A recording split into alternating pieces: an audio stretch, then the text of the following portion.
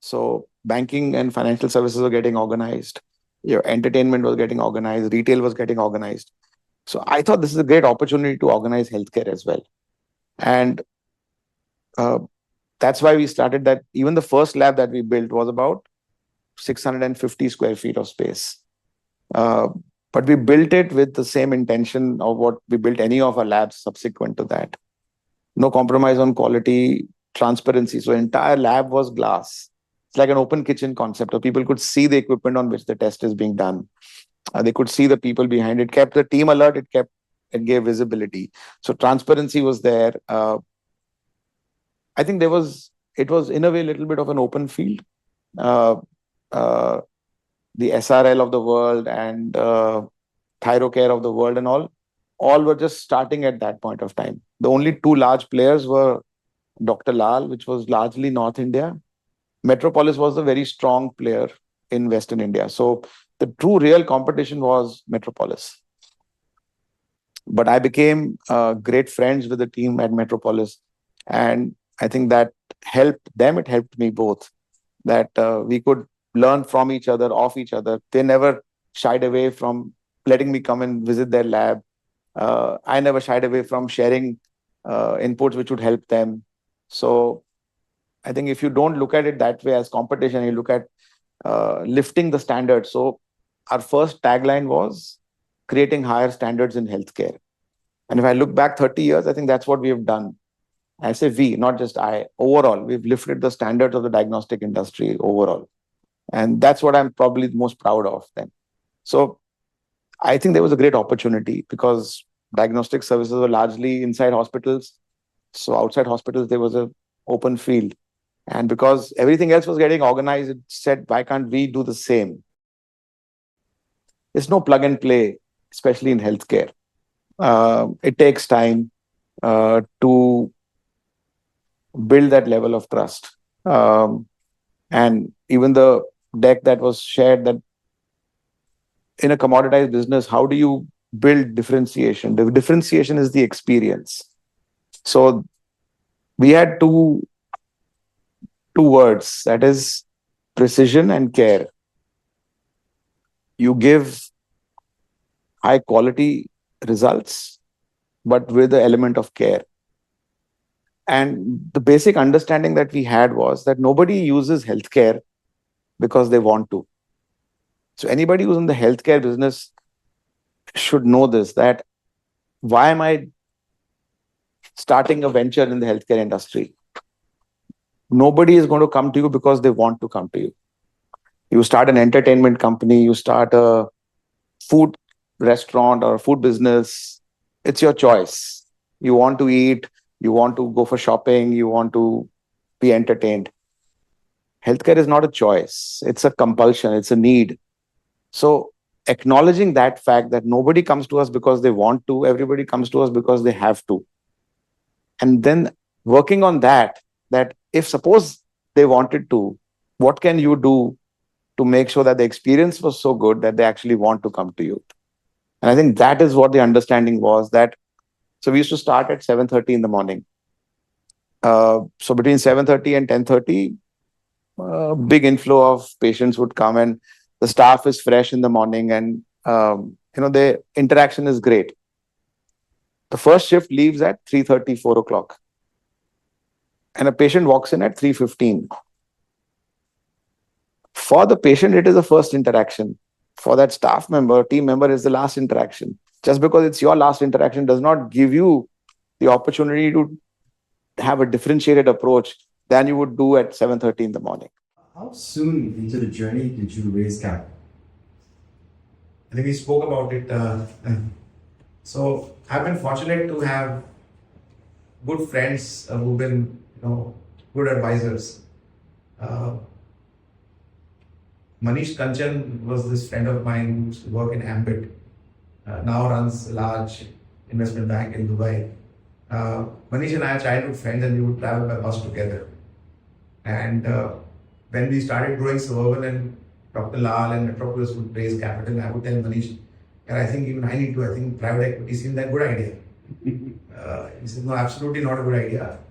So he taught me that dilute as little as late. And I think I kept showing him my P&L and my balance sheet. When we were about 27, 28 crore and fairly profitable, and we had sort of exploited all our avenues of raising capital, debt was fully exploited. So this is 94 to 2012. So that's the journey that we took before we raised capital.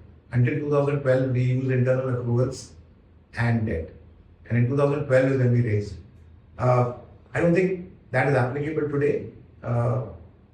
At the same time, I also tell founders that don't be in a hurry to dilute in your first check. I mean, we went to Bangalore, Seema and I, my sister and I went to Bangalore, and she set up a meeting with a bunch of founders there. We wanted to invest. Everybody was diluted more than 50%, and they were willing to still dilute further. I said, the strongest asset that you have is your equity. Why do you want to dilute it? No, I want to raise $10 million. What will you do with it? Do you have an execution plan for that? There are two sides to the coin that raise money when you don't need it, because you may not get it again. But at the same time, don't over dilute your equity. So I think I felt I diluted more than I needed, and that's why I was compelled to give a full exit, because we were at 40% when we went in for to give an exit to Sequoia. I think we've been talking a lot about, many founders seem to think the job today is raise money, not build business. And I think it's amazing that 27. I'll answer that differently. So there's a difference between value and valuation. So I think it's important to build value. You will get the valuation. People today are running out of valuation without building value, what you said. Wow. And a different guy said that with that. Don't run after valuation. Valuation is an outcome of building value. If you build a strong business with value in it, it will get you the valuation that you get. I get my test done from Metropolis. Right. I feel they are super expensive, right? Right. And how is the industry moving forward with respect to bringing affordability in the diagnostic sector Sure. ahead of this? So let me ask, I'll answer your first part that, see, when you want somebody to do a comprehensive health check, there are certain tests which are interrelated to each other. Most people commonly do a lipid profile because it's for your heart. They don't do kidney and liver tests. They don't do other tests of the body. So idea was bundling complementary tests to each other, which give you a holistic view of your body. That's what the objective was. And when you bring multiple tests together, so you look at, instead of collecting 4 tubes, you're collecting 1 tube. Instead of doing tests at different times, you're doing it at the same time. So your fixed costs can be, brought down in some way. So you try and use that to reduce the overall cost to the patient. So if individually you're doing the test, it costed you, say, 100 rupees or say 150 rupees. If you bundle it, probably it'll come down to 100 rupees. So you bring down that cost. So you make it more affordable. It helps you to get better revenue, but it also passes on that benefit to the patient or the customer. Right. And that's what the objective was. But on pricing, if I was to tell you that when we started in 1994, a CBC test used to cost about, I'm trying to remember, just under 100 rupees. Right. Just take a guess. What would be a CBC price at Suburban today after 30 years? After 30 years, it is still under 300 rupees. Mm-hmm. From 100 rupees, it has gone to 300 rupees. And that's the general scenario across the industry. So if you're saying Metropolis is expensive, nobody's been able to increase price in the last 5 years because of the Red Cliffs and the Healthians of the world who just play on pricing, who only undercut. It's spoiled the market. Our pricing is the most affordable in the world. Nobody can have what we charge in rupees. People charge that same amount in dollars. Right. It's unbelievable. If you do a biopsy and you charge 1,500 rupees for a biopsy, that's a pathologist who has studied for 9 years of MBBS and MD, and then specialization of 2 years, and has practiced for many years. It's the skill of being able to tell you whether you have cancer or not, whether you should get surgery or not get surgery. Now, that should actually be equally important as the surgeon's cost who's going to operate. Surgeon will charge you 1,50,000. Here you're charging 1,500 rupees. Nobody will question the surgeon. Why is he charging 1,50,000?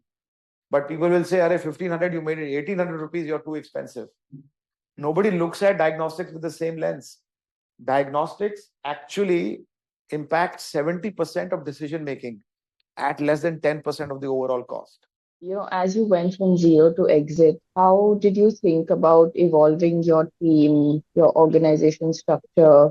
Maybe if you could also touch upon how you built your governance framework, your board, how did that add to, decision making at different points in time, and how did you go through that entire journey? Yeah, so I think it was a lot of trial and error. I think we were very good in our core testing capabilities. I think from a lab point of view, second to none. But on the non-medical side, I think we had our own challenges. Like from 2013 to 2020, 23, 21, whatever, whenever we exited, I mean, we went through 4 CXOs. I'm a difficult person to work with, and I'm very happy to say that. I don't tolerate anything that is going to impact the outcome of my team or the product or the service that we do. So if I don't like something, I'll just tell the person on his face or her face that this is not acceptable. So we thought we got a great CXO, but when I went on a holiday, this guy went on. I told him, I'm handing the company to you. You run it the way you want. And he disappeared for 2 weeks in between himself. So it was a complete non-starter for me. I mean, I came back and I said, I'm sorry, this is not going to work. So that's it. I mean, next day I said, I'll pay whatever severance, everything, take care of your notice period, but don't come to work from tomorrow. That's it. So my tolerance for incompetence or tolerance for anything that will drop standards was just, I mean, I was not, maybe it was my shortcoming as a manager, but I've had people who worked for me for 25 years. I've had people who worked for me 20, 15 years, but I did struggle. I think it wasn't easy, if I have to put that answer. I mean, I'm learning, and what I do today on LinkedIn is sharing my mistakes, that I made lots of mistakes in hiring, lots of mistakes in building the right team structure, getting people who are truly better than me, the whole process of selecting, how do you select the right team member? I think in the medical side, we did it really well. But on the non-medical side, I think we could have done a better job. Honestly, I think. But from a corporate governance point of view, I mean, we had Sequoia, 2 members from Sequoia, 4 members from the family, and we had few external board members, largely in HR, I think, who were good in, because I think most service organizations struggle with people. And so wherever we could get help in that, we got external help from that, from a board perspective. So the one thing that I would like to say, I know we are talking here, but no one knows your business better than you. So from being a highly profitable business, we went through the entire J curve and it became loss-making.